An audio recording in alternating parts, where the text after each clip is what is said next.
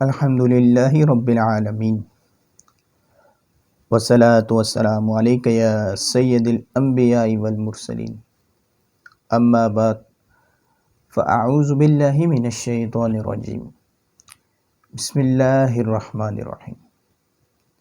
السلام علیکم ورحمۃ اللہ وبرکاتہ۔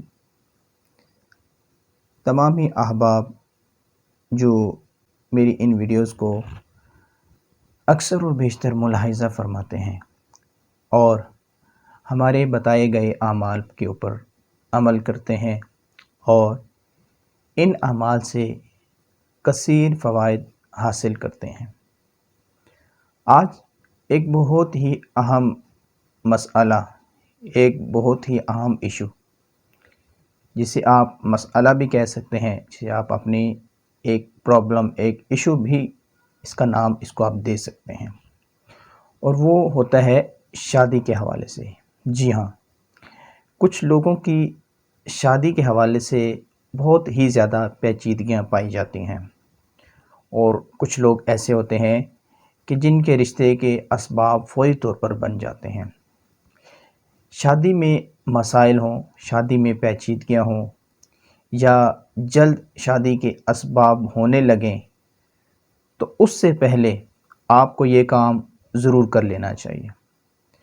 یہ کام اتنا اہم اور ضروریت کا حامل ہے کہ یہ کام کرنے کے بعد اگر آپ نیکسٹ سٹیپ جو بھی اٹھائیں گے وہ آپ کے لیے کثیر الفوائد ہوگا۔ جی ہاں، اور وہ کام، وہ عمل کون سا ہے؟ وہ عمل ہے استخارہ۔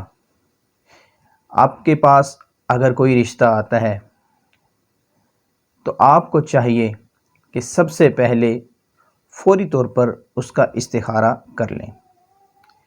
اب استخارہ کیسے کریں؟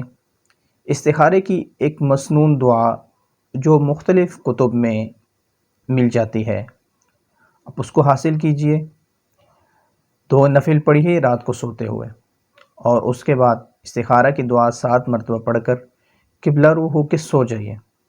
اگر آپ کو خواب کے اندر اشارہ ملتا ہے، کوئی سفید چیز یا کوئی گرین کلر کی چیز آپ کو نظر آتی ہے، تو اس کا مطلب ہے کہ یہ شادی، یہاں پر رشتہ کرنا آپ کے لیے بہتر ہے۔ اور اس کے برعکس اگر آپ کو کوئی سیاہ چیز نظر آتی ہے یا کوئی دھندلی چیز نظر آتی ہے، تو یہ اس چیز کی طرف اشارہ ہے کہ یہ رشتہ ٹھیک نہیں ہے۔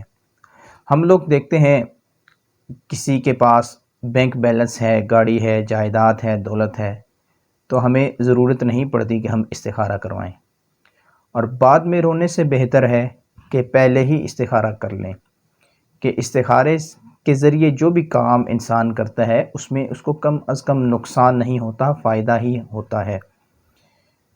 استخارے کا جو مسنون طریقہ ہے وہ میں نے عرض کیا، باقی تسبیح کے ساتھ اگر آپ چاہتے ہیں کہ آپ استخارہ کریں تو اس کے لیے باقاعدہ آپ کو عمل کرنا پڑے گا۔ عمل کرنے کے بعد آپ فوری طور پر 5 منٹ کے اندر اندر اپنا مسئلہ جان لیں گے۔ اللہ تعالیٰ سے دعا ہے کہ جو کچھ بیان کیا اس کے اوپر عمل کرنے اور دوسروں احباب تک ان کو پہنچانے کی سعادت نصیب فرمائے۔ آمین بجاہ النبی الامین۔ السلام علیکم ورحمۃ اللہ وبرکاتہ۔